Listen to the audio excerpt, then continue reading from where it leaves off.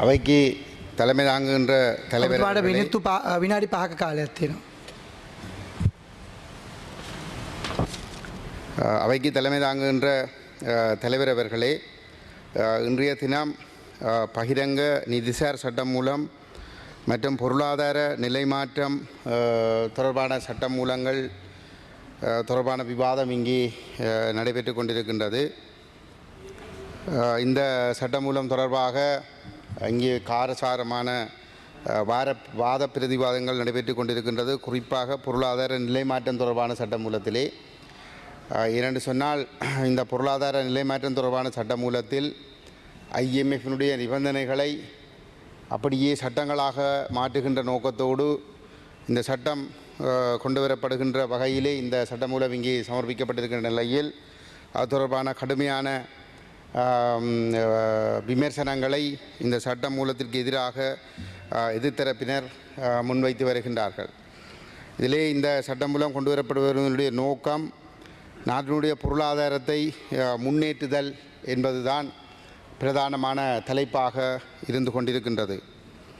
அந்த வகையிலே இந்த நாடு பொருளாதார ரீதியாக வங்குரோத்து நிலையை அடைந்திருக்கின்றது. இந்த நாட்டினுடைய பொருளாதாரத்தை கட்டியெழுப்புவதற்கு புதிய சட்ட திருத்தங்கள் தேவை என்பதில் மாற்று கருத்துக்கள் இல்லை. அந்த வகையிலே இங்கே முன்வைக்கப்பட்டிருக்கின்ற இந்த சட்டத்தின் மூலமாக மாத்திரம் இந்த நாட்டினுடைய பொருளாதாரத்தை முன்னேற்ற முடியுமா என்பதை ஆழமாக சிந்தித்து பார்க்க வேண்டும். இங்கே வேதனைக்குரிய ஒரு விடயம் என்னவென்று சொன்னால், இந்த நாடு 75 வருடங்களாக இந்த பொருளாதார ரீதியாக முன்னேற முடியாமல் திணறிக் கொண்டிருக்கின்றது. நான் நினைக்கிறேன் 17வது தடவை IMFிடம் சென்றிருப்பதாக நீங்களே இங்கே கூறிக்கொண்டிருக்கின்றீர்கள். அவ்வாறு 16 தடவைகள் சென்றும் இந்த நாடு பொருளாதாரத்திலே முன்னேற முடியாத நிலைமையில் 17வது தடவையும் இந்த நாடு IMFிடம் செல்ல வேண்டிய ஒரு நிலைமை ஒன்று ஏற்பட்டிருக்கிறது என்று சொன்னால், அதற்கு என்ன காரணம் என்பதனை ஏன் நீங்கள் இதுவரையில் சரியான முறையிலே தேடி பார்த்திருக்கவில்லை என்பது மிகவும் கவலைக்குரிய ஒரு விடயம். இங்கே பல மூத்த அரசியல் தலைவர்கள் இந்த அவையிலே 2 பக்கங்களிலேயுமே இருக்கின்றார்கள். ஆளும் தரப்பிலும் இருக்கின்றார்கள், எதிர்த்தரப்பிலும் இருக்கின்றார்கள். ஆனால் நானும் இந்த விவாதத்திலே ஆரம்பத்தில் இருந்து அவதானித்து கொண்டிருக்கின்றேன். யாராவது ஒரு துணிச்சலாக ஆக்கப்பூர்வமான யோசனைகளை இங்கே முன்வைக்கிறார்களா என்பதை நானும் பார்த்து கொண்டிருக்கின்றேன். ஆனால் உண்மையிலே யாரிடமும் அந்த துணிச்சலான உண்மையான ஒரு சட்ட திருத்தத்தை முன்வைக்கக்கூடிய அந்த தன்மையை யாரிடமும் அவதானிக்க முடியவில்லை. என்னை பொறுத்தவரையிலே இந்த நாடு முன்னேற வேண்டுமாக இருந்தால் ஒரு நிலை மாற்றம் ஒன்று தேவை, பொருளாதார நிலை மாற்றம் ஒன்று தேவை. அந்த நிலை மாற்றத்தை பொருளாதார நிலை மாற்ற சட்டமூலம் ஒன்றை உருவாக்குவதற்கு அரசாங்கம் ஒன்றிற்கு மக்கள் ஆணை தேவை. அந்த மக்கள் ஆணை உள்ள அரசாங்கம் ஒன்றினால்தான் அவ்வாறான ஒரு சட்டமூலத்தை நிறைவேற்றுவதற்கு முடியும். அதே நேரத்திலே தேசிய கொள்கை ஒன்று தேவை. இந்த தேசிய கொள்கை என்பது இந்த பொருளாதார நிலைமாற்றம் தொடர்பான சட்டமூலம் இயற்றப்படுவதற்கு முன்னதாக இந்த நாட்டிலே நிலையாக 75 வருடங்களாக இருக்கிற பொருளாதார தேசிய கொள்கையில் ஒரு மாற்றம் வேண்டும். அந்த தேசிய கொள்கை என்பது இந்த நாட்டை ஒரு சிங்கள பௌத்த தீவாக மாற்ற வேண்டும். ஏனைய இனங்களை மதங்களை இல்லாது ஒழித்து இதை ஒரு சிங்கள பௌத்த தீவாக மாற்ற வேண்டும். இந்த தீவு புத்தபிரானால் அருளப்பட்ட தீவு என்கின்ற மகாவம்ச புனைகதையில் இருந்து கொண்டு உருவாக்கப்பட்டிருக்கிற அந்த தேசிய கொள்கை ஒழிக்கப்பட்டு மத சார்பற்ற தேசமாக இதனை கட்டியெழுப்பக்கூடிய வகையிலே ஒரு கொள்கை மாற்றம் ஒன்று நீங்கள் நிலையாக செய்ய வேண்டும்.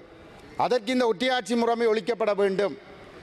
இந்த தீவில் இருக்கக்கூடிய 2000 வருடங்களுக்கு மேலாக இருக்கின்ற தமிழ் தேசத்தினுடைய இறமையும் அதனுடைய சுயநிர்ணய உரிமையும் அங்கீகரிக்கின்ற வகையிலே ஒரு சமஷ்டி அரசியலமைப்பை கொண்டு வருவதற்கு நீங்கள் முயல வேண்டும். அந்த திருத்தத்தின் பிற்பாடு நீங்கள் மேற்கொள்ளுகின்ற திருத்தங்கள் மாத்திரம்தான் இந்த நாட்டை முன்னோக்கி கொண்டு செல்வதற்கு உதவியாக இருக்கும். ஆகவே உங்களுடைய நிலையான தேசிய கொள்கையான இனவாத கொள்கையை நீங்கள் கைவிட்டு ஒரு மதவாதம் இனவாதமற்ற ஒரு கொள்கையை கொண்டு வர வேண்டுமாக இருந்தால் ஒற்றையாட்சி முறைமையை நீங்கள் முதலிலே ஒழியுங்கள்.